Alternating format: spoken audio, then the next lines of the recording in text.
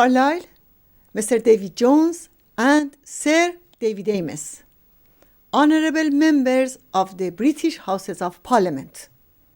Greetings to all of you, and hail to our conference.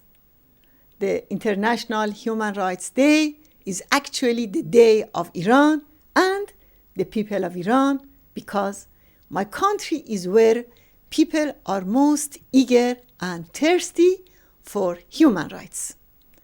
It is the day of Iran because it is the most oppressed country in the world today, with all her freedoms enchained. It is the day of Iran because her people have fought most for human rights in our time. 120,000 PMOI and other freedom fighters have been executed, including 30,000 political prisoners who were massacred in 1988, and the PMOI members in Camp Ashraf and Liberty who lost their lives for being steadfast against the clerical regime. All of them have written Iran's history of human rights in their blood. The eternal world they have written is freedom, a cause that will succeed with the Iranian people's resistance. Of course, it has been a long time since the mullahs have embedded repression in the lives of Iranians as a permanent factor. They have not abandoned gouging of eyes and amputation of limbs, and executions are repeated every few hours. Our compatriots, however, have not surrendered to this barbarism. They have never accepted violation of their rights and removal of their freedoms. And these are the questions that always haunt the minds of all Iranians, especially youngsters. Why don't we have freedom of expression?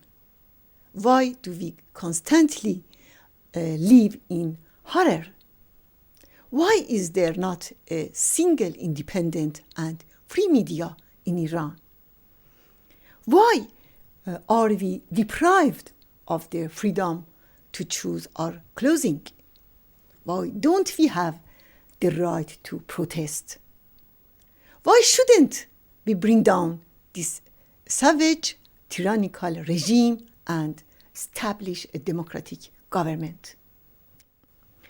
These questions and protests that have inspired many uprisings so far will finally realize the great change and make Iran the cradle of human rights and freedom. Dear friends, the mullahs' brutality in violating our people's rights is because they want to hold on to power. It's because the people of Iran have staged a widespread resistance against the regime. Every month, teachers, students, workers, and other sections of the society stage hundreds of protests. Every day, the protests become louder. Even political prisoners sent messages from inside the jail calling on people to resist. Last month, an imprisoned woman, Maryam, sent a message to the PMOI residents in Camp Liberty saying, "You are the light in the darkness of tyranny, and you will certainly win." Meanwhile, our people ask the international community, why have you closed your eyes on the gross violations of human rights in Iran? Why are you silent over 2,000 executions under Rouhani? And why don't you react to 7 massacres in Ashraf and Liberty with 100 41 killed and hundreds disabled? Why don't you do something for the protection of the defenseless Camp Liberty? Why is this regime's file of crimes not sent to the Security Council despite 62 UN condemnation for its rights abuses in Iran?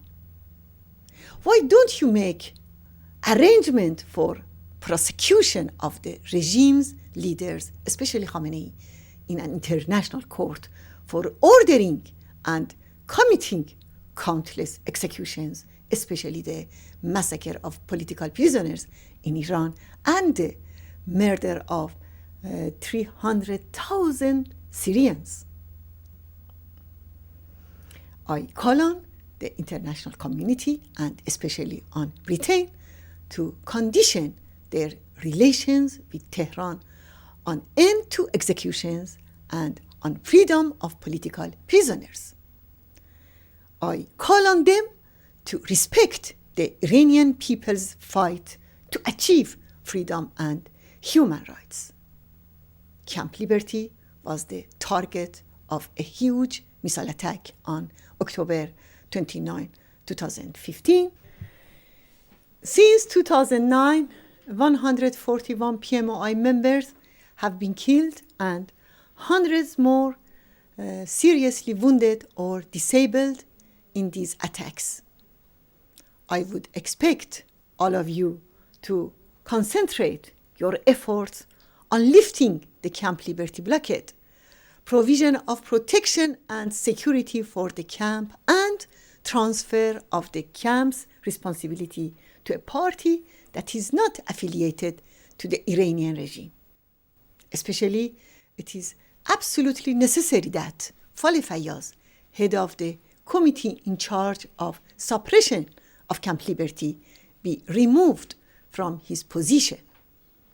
He is being pursued by the Court of Spain for his crimes against the international community. It is time for US and UN to fulfill their promises and make sure residents are allowed to sell their property at Camp Ashraf to finance their relocation.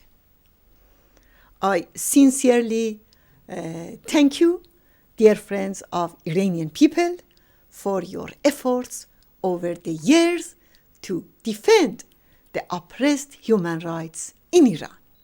Thank you very much.